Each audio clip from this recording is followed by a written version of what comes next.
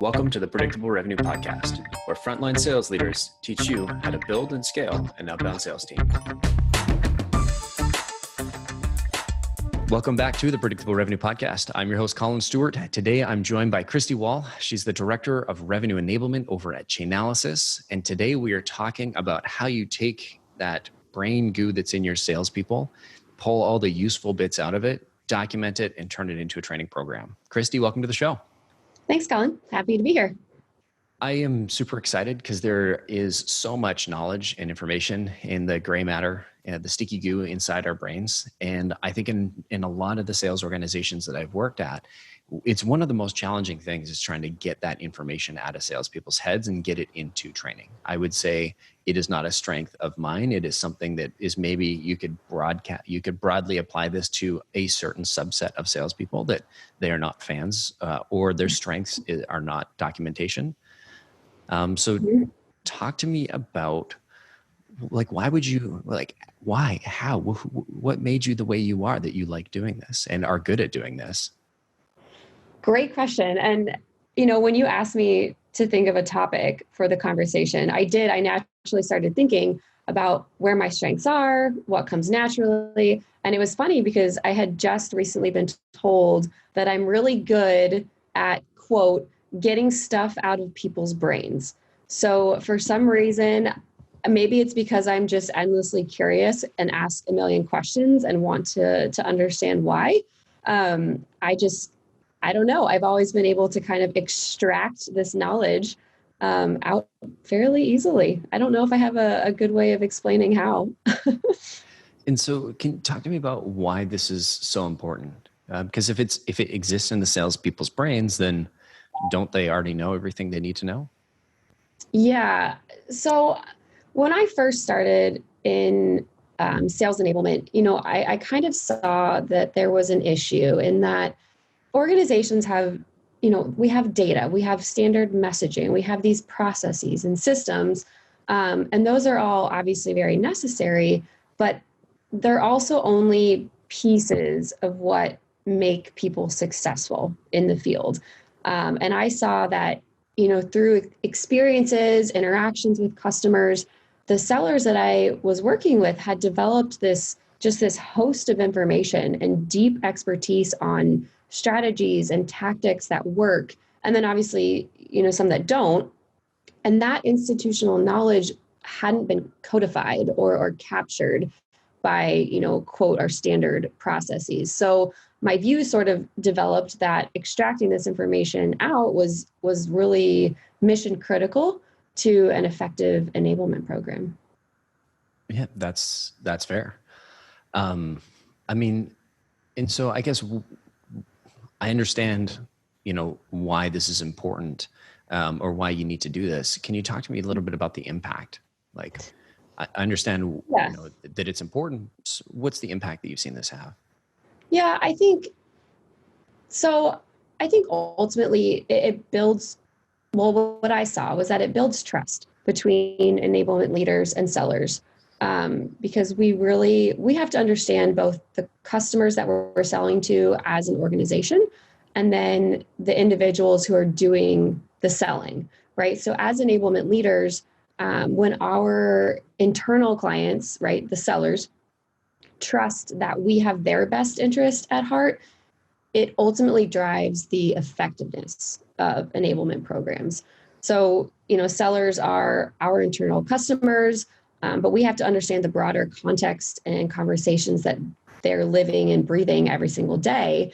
And when we empathize with sellers and understand those experiences in the field, I think we really open up a much bigger dialogue, and we create a space for not just educating reps, for training them, but also really empowering them, because we get what their role entails, and we can then translate that into programs. And I think that, for me, this was really important as I came into sales enablement, because I started my career in human resources, and I was asked to stand up this thing called sales enablement to help the company grow. And honestly, I knew hardly anything about sales. I don't even think I knew what a forecast call was.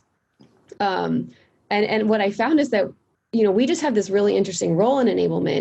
It's a fairly new function. It's really taken off with the rise of SaaS and software, and just the fact that buying cycles have changed so much.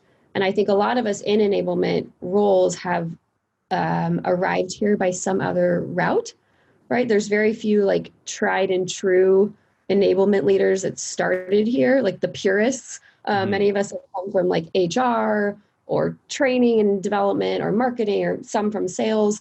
But we come from this variety of backgrounds. And so when we step into enablement, it's really, really important, I think, for us to build that trust with sellers, to show that we really want to understand what they're going through so that we can help them. So for me, that was really important. And I also think, obviously, when you capture that institutional knowledge, it really helps scale. When you can use your sales force to teach, that's powerful. Enablement, we can't do it all. We really need those experts to help push out information. We need their institutional knowledge. And I think using that as an anchor or a starting point for enablement is just a really good way to scale quickly. So hopefully that answered your question. 100%.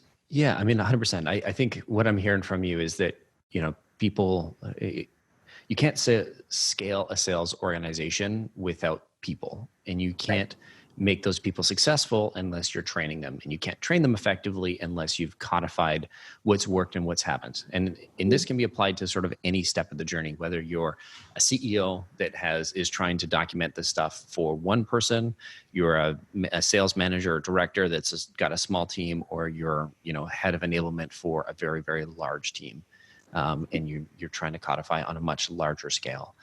So I see this as sort of the making sure our people are as successful as possible angle. Yes, exactly. Cool. So teach me how. How? Okay. Well, there's lots of ways.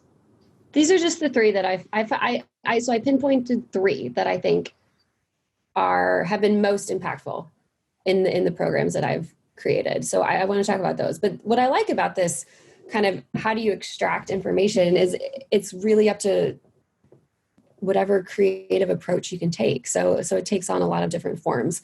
So what I want to talk about is first, co-creating content, 2, capturing customer wins, and then 3, call it a podcast or some sort of like recorded informational interview.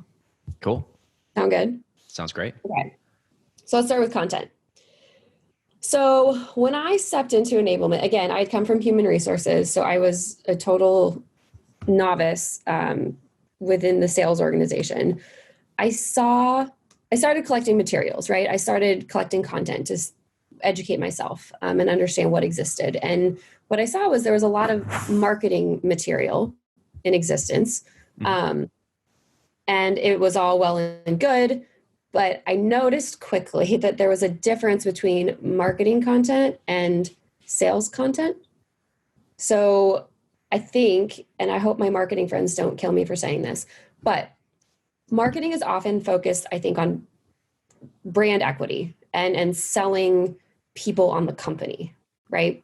Sales content needs to be focused on how you're going to get a particular prospect or customer to buy your solution, ideally today or yesterday. Yeah, I think there's like, I kind of sit on both sides. So, and I started my career in marketing, but I've spent the lion's share of my career in sales. And I totally agree. There's that top of funnel, getting people. I think there's the demand side of marketing, and then there's the brand side of marketing. And the brand side is like, hey, here's why this is why you should know about this company. This is why this company is desirable to work to work for, to work with, to buy from, et cetera. Then there's the demand side of content, of the marketing, which is like, let's get them interested. Let's get them a little bit more interested. Gotcha, you bought from us. I mean, right. I don't think those are the official scales, but.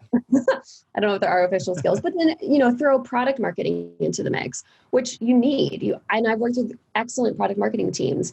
But it's the other side of the coin, right? It's a different perspective. It's nuanced in different ways. And so what I found was that sellers were just modifying all of the marketing content that was out there to suit their particular situation or their specific conversation.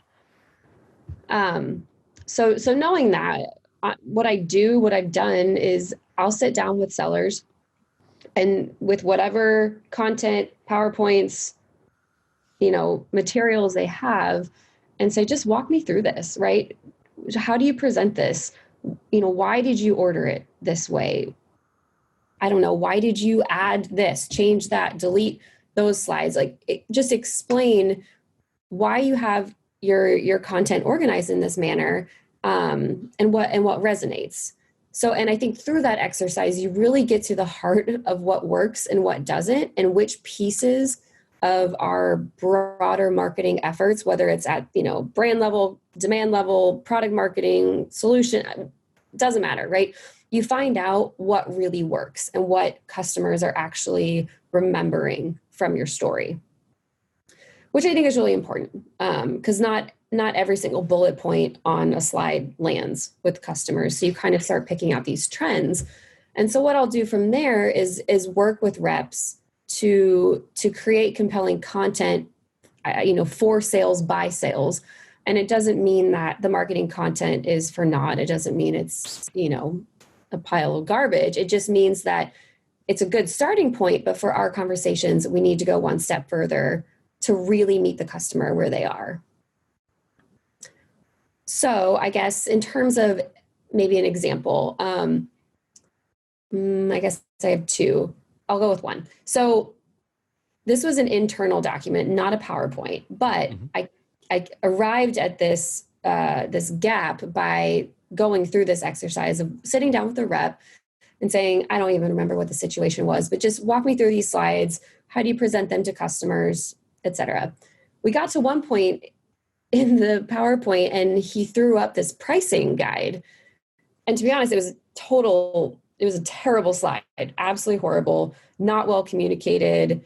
It was just really confusing. And so I drilled into that to say, okay, why do you have this slide in here? Right? Tell me about that. And then what are you trying to articulate? And how can we do it in a more efficient manner? And lastly, how can we do it so that everybody else in this organization can benefit from the same thing? So what we did is we actually, I deleted that slide because I said, this is terrible. And we created a one-pager that just walked through simply our pricing structure, kind of how we bucketed, the different components, and then we dispersed it to the entire sales organization.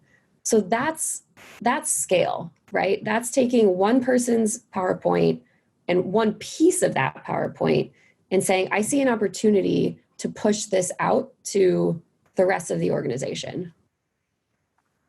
And so in this case, you're sitting down with individuals that have created this, that have this sort of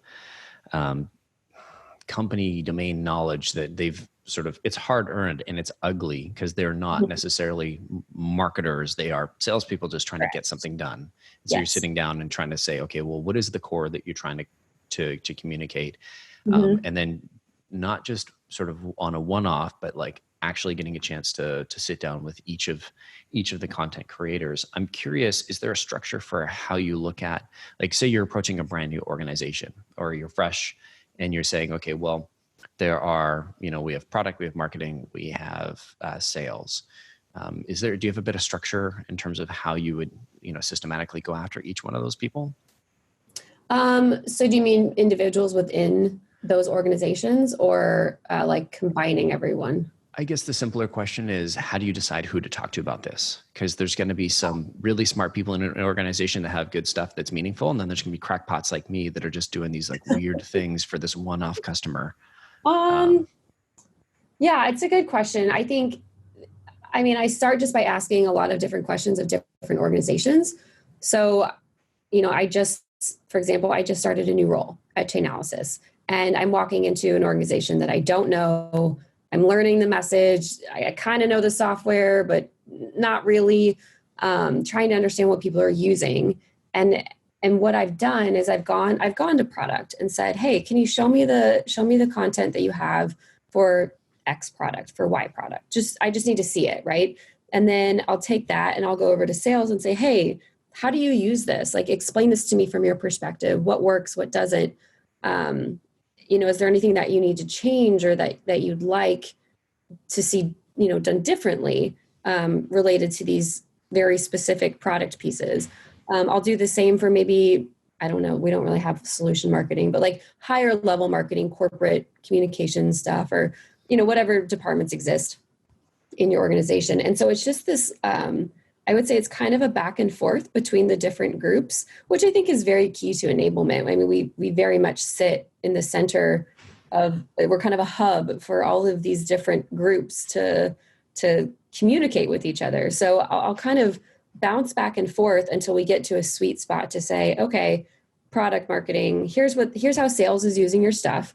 Sales, here's what product marketing is creating. How do we really make this effective for the customer conversations that we're having? Gotcha. Does that answer your question? Yeah. I follow you there. Okay. I was just kind of curious, like, do you have, when you come into an organization, is there like a table of contents or a checklist of here's the specific type of content that I need to see in case stuff is missing? Yeah, I'm really bad at checklists sometimes.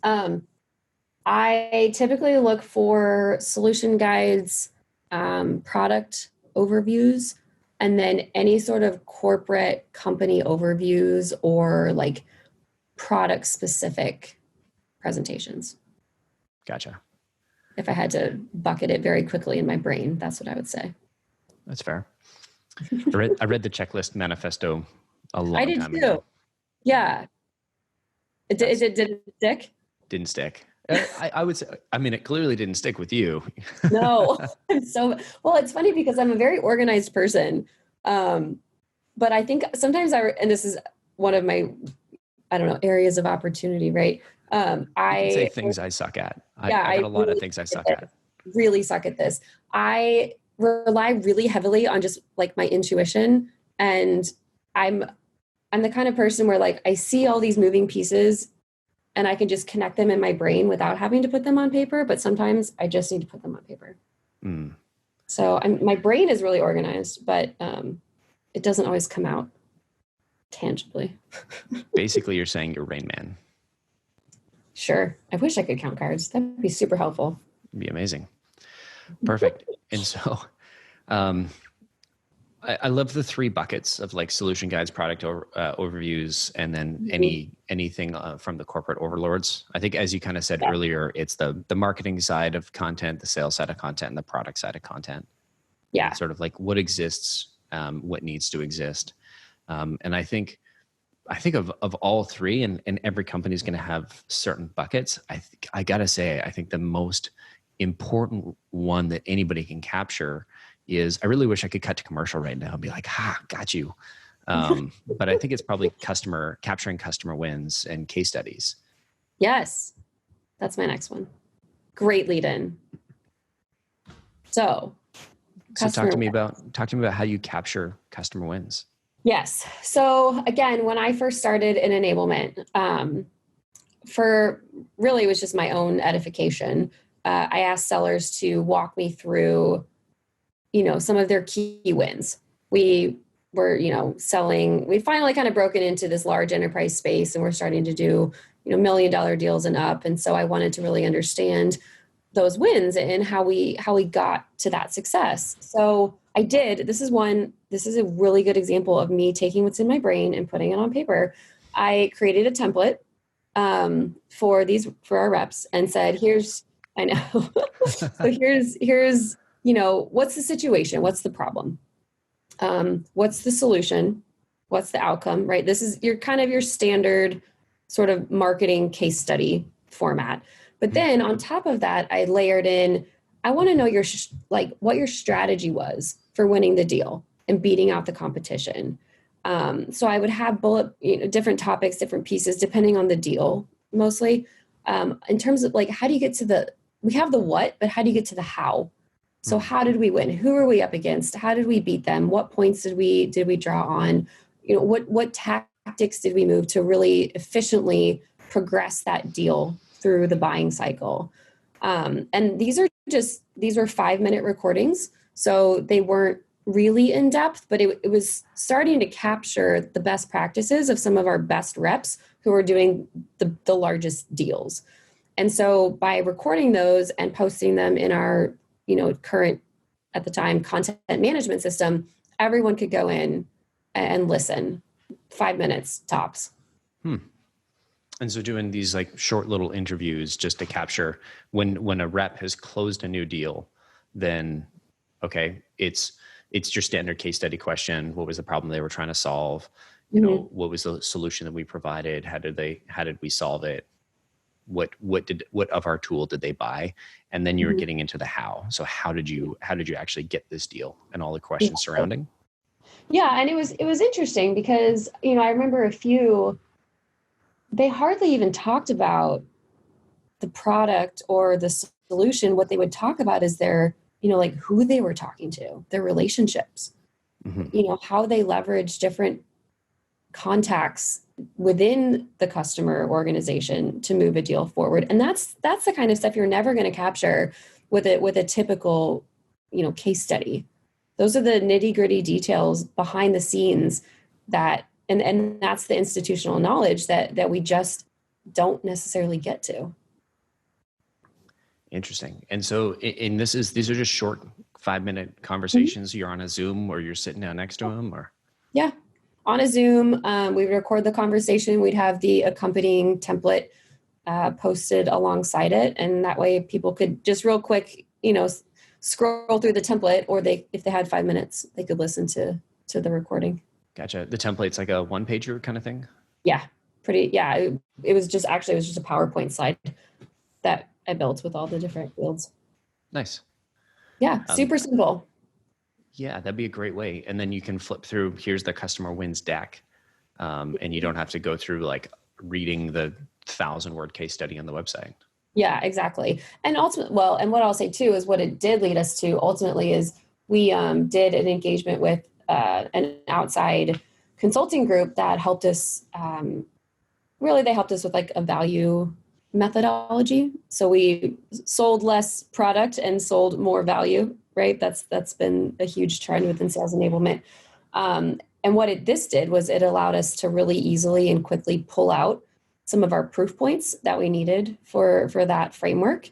And it really gave us, it gives you substantiation behind your claims, right? When you're talking to customers to say, hey, we've done this before too with customer X, customer Y. So what I found was, yes, it was institutional knowledge in that we could circulate internally, but it also provided kind of an anchor or a starting point for extending out some of those case studies and those proof points that we wanted to communicate to.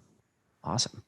And I'm curious, when are you doing this in the cycle? Is it right after they've closed? Is it more of are you talking to the account manager that's managed them for a year so that you can when and where do these conversations happen? So typically always after, I never did them during the deal cycle. It was always after the deal had been closed won. Yeah. But some of them were upsell, cross-sell. So it was an existing customer that maybe had been around for a long time. And some of them were net new. So it was kind of all over the place. I will say I started with large enterprise because those are the whales that we were, fishing for, so to speak. But I also really wanted to tap into the kind of mid-market commercial space that we were in at the time. So I also made sure to do some of those interviews as well. I think it's important to have that delineation just because the buying cycles are different across those two segments. So I think it's important to do both. Perfect. I'm curious, would you be able to share a template, like a blanked out template with us? Yeah. Awesome. Because I've written some of the questions down, but I'm sure I'm going to forget them. And so it'd be great if we could just sort of attach a blank one to the show notes here. Because I'm sitting here thinking, geez, I want to get our salespeople on. I'm just going to sit here and pop up another mic and have them come by and share this. Because it's such a great little hack to get this institutional knowledge. We've had it, and to skewer me a little bit, there's been so much that's died with me because I was running Rev, and then I was an AE here Yeah. the first AE here. Then I was sort of managing the team, and now I've moved on and I'm doing other things. Mm-hmm. But I did not do a great job of documenting. But I Yeah. think And all that information went with you. 100%. And I Mhm. documented some, but I think I could have done a much better job. And I love this framework is I've got 7 questions. I can very easily sit down with, 2 reps and say, okay, I want to look at these 10 deals or these, 10 of your last deals. Talk to me about where they came Mhm. from. And that's not only is that going to be great training material for everybody else in the organization, but it's probably going to elicit some insights into who your best customers are. Yeah. And honestly, who your best sellers are. Because when you start tapping into that knowledge, you figure out, and not just like, oh, they sold the most or they hit X% of their quota, but you start figuring out who's good at what and what their go-to strategies are for winning. And I think that's extremely important and hard to get to. Yeah, I think that's a great call. Interesting. I'm going to action on this, not this week because I'm slammed, but maybe post SaaStr. Yeah. Super, super fast, super easy. Just get people talking and you end up with some really good information at your fingertips. I love it. And so how does this, so you also had, capturing customer wins, but and podcasts. Is this sort of the podcast idea, or are there other things that you use for podcasting? So the podcast, this sort of evolved over time. We eventually, as we grew, right, we actually, to be completely honest, as we grew, we got worse at connecting with reps because we were just running so fast and starting to execute on multiple programs, and they were longer and they were bigger and we had more people. And, it just, as you grow, things just get crazier. So we did sort of realize, oh my gosh, we've lost this component of our enablement program, this high touch kind of check-ins with our sellers. So how do we capture that again, regain that knowledge, but do so in a way that is scalable in a different way? It's scalable for us in enablement because we don't have time to do 10 5-minute recordings randomly spread across the week with sellers, but we do have time to do 1 30-minute conversation, go a little bit deeper on a topic and spread knowledge that way. So we kind of had to adjust our approach to capturing that institutional knowledge. So what we did is, honestly, we just made a list of topics randomly. We did a lot of kind of poking around the organization to see maybe which reps are good at certain things or who's done a lot of deals with this particular product, or who's won a lot of deals when coming up against one of our key competitors. We just kind of started sourcing topics and just different sellers who are interested in talking about things. So, and obviously we focused on internal knowledge gaps and pain points, right? It wasn't just like free for all, but we really, it was very effective. 20 to 30 minutes. So it was longer than the 5-minute ones because we wanted enough time to really dig a little deeper and not rush the extraction of knowledge. Our general rule of thumb was that we wanted it to be the length of a commute, so people could just listen on the way to the airport or coming into the office or whatnot. But yeah, we were just really focused on finding things that were tangible that sellers could use in the field. So I don't know, a few examples. It's, how to effectively leverage your channel relationships, how to negotiate from the get-go, how to accurately forecast, how to go up against, a certain competitor. We just found a lot of kind of treasure troves of knowledge by hosting these 20 to 30-minute conversations. Awesome. I think we should reframe the title of this episode to why you should have an internal podcast. There you go. It's the podcast on podcasts. Yeah. I'm sitting here thinking, why didn't I think of this? Damn, Christi is so much cleverer than I am. I don't know about that. Jerk. But honestly, like, I'm solving the same problem. You know, a couple years ago, my co-founder was writing less and less content, and we were like, well, you know, our newsletter keeps the inbound alive, and a lot of people come to us for this really high quality content. And I'm sitting there thinking, well, I'm not going to be able to produce a quality article every single week, and so why don't I get other people to do that, and then I can just interview them. We have a ghostwriter that that listens to every episode, so at least we get one full listen to every episode, and then they write a piece of content that goes on our blog, that goes into ebooks, based on these episodes. You're doing this exact same thing. You've just turned it internally to focus on arguably more valuable, which is how do I train my people? Yeah, and again, you're using all of that. I mean, no offense, but like you as one person, you have finite knowledge, right? It's limited. When you start bringing other brains into that training structure, you automatically exponentially scale out your efforts. And they're salespeople, right? They like to talk. They'll talk about anything. 100%. I'm curious about what you talked about, not the topics of the conversation, but what did each conversation look like? What did the interviews look like? What is that? Was there a structure, or did you just sit down and say, "Hey, talk to me about how you do this"? Yeah, maybe a little bit of both, depending on the rep and depending on the topic. For most, we would have at least some guided questions. I don't know, 5 to 10 perhaps, where we knew we would get to the heart of the topic. But I think, and you know this, as a podcaster, you have to let the conversation flow, and you have to be open to what you don't know as sort of the host of the podcast, and let the conversation take its natural course. And you might even find more than what you expected to find, which I think is really valuable. It also really helps to have like a beer and just get them to talk a little bit more. So we would do that sometimes, which made it really fun too. It was, a great project. I honestly, I hope to do it again at Chainalysis in time. Again, I think it's, you have to sort of gauge where your organization is in terms of what's scalable, practical, most efficient for you to get that knowledge out. But I think this is an absolutely great way to do it. And I mean, it also depends on how much beer you have at the office. Yeah, we had six beers on tap, I think, over at Ping Identity. Yeah. We've only got 2. Tough life, man. It's only 2? Oh, slumming it. I know. Slumming it. Yeah, basically homeless. Yeah. I mean, if people are listening, they're like, would you just tell me the questions? I can share the questions that the framework that I tend to follow on the podcast. And if you listen to a few episodes, it's probably pretty obvious.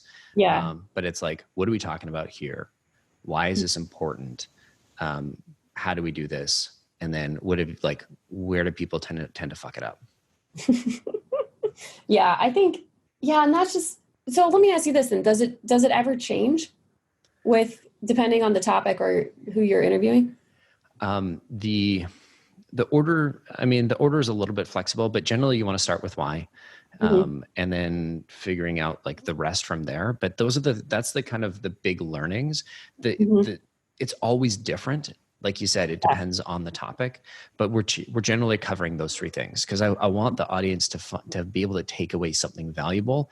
And in my head, I usually set it to like learn this mode, right? And then I just ask annoying questions until I feel like I can turn around and explain it to one of my reps. Yeah, one of the things.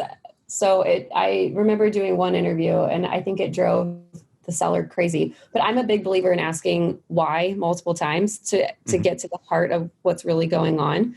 So that's definitely one strategy. I don't know. I did it. It was annoying. But for every single answer he would give, it's like, okay, why is that important? Why is that important? Okay. Why is that important? And finally, 3 whys in, you typically get to the meat of what that knowledge that you're trying to get. Mm-hmm. Yeah. And if anybody's curious about that process, it's I think Toyota Way really made that popular. It's called the 5 whys. Christi is just so good. She only needed 3 whys. So. All right. Okay. It's 5, not 3, but whatever. Perfect. And so So we've got the podcast, we've got the interviews. Do you have the same, this goes into your knowledge library. Do you have the same like summary template for each one? For the podcast? Mm-hmm. Just like a quick, like, here's a one pager on the hack or a slide, or.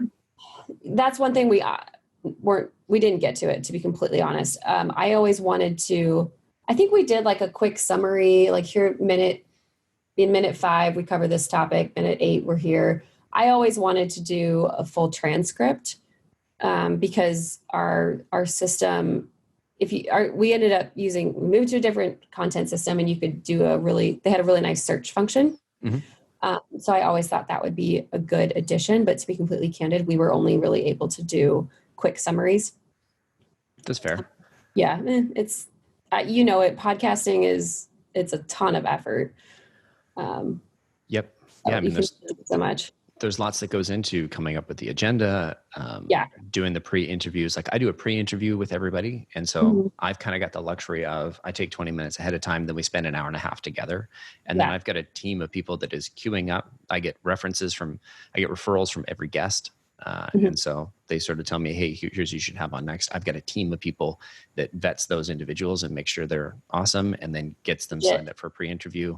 Then I just have to show up to the pre-interview, book the recording, and then everything else happens from there. I've got a team that produces it. I've got a team but these are things that, like in the early days, I still didn't do everything when we didn't have a team. I just found contractors, and I just created a little spreadsheet.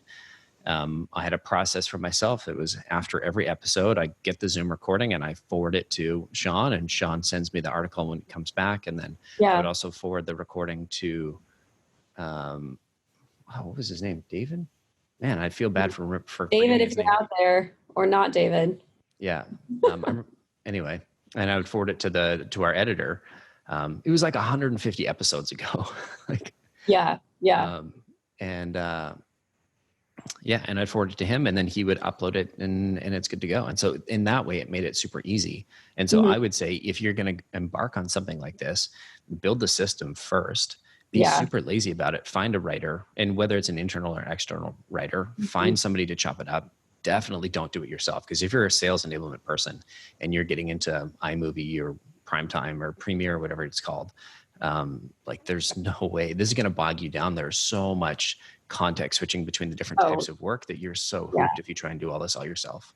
Yeah, I would completely agree. And we did do it on our own. And fortunately, I had two people in particular who were really good and fast with editing. And we just kind of I wouldn't say we hacked it together. I actually think it was a great program. But it takes a lot of time. And without those two people on my team, I mean, we just would have been it wouldn't have been feasible. Yeah, totally. I think, I wouldn't be here if I didn't have that, if I didn't create that system and create the people doing it. And for context, I think to start, it was like $50 per episode that was edited and $50 per write-up. And so we're not talking about tons of money here. If you're thinking, hey, I'm a CEO, I'm a founder, how do I do this? How do I make that work? It's not the end of the world.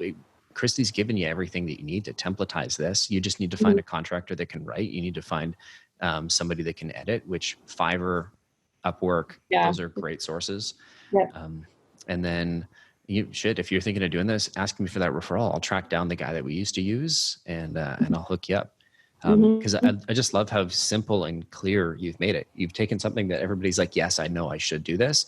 And here are 3 easy steps to actually getting this done. And you could hammer this out in a couple of days if you had all your ducks in a row.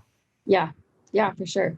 Well, and you just said something that, I don't know, triggered another thought, kind of related, but I think as I've built enablement programs alongside my team, one of the things we've really focused on is capturing knowledge in a way that's easy to consume for sellers. And I think one of our sort of guidelines, I guess, has been focusing on what people do in their normal lives. So people they don't have 2 hours to sit there and listen to somebody talk about something for, ages, and they have 5 minutes. They have 5 minutes when they're boarding a plane, right? So how do we get that in their hands? And people now today, I mean, podcasting is just completely taken off. So we really wanted to leverage that trend to say, hey, we know that people are picking up information in this format.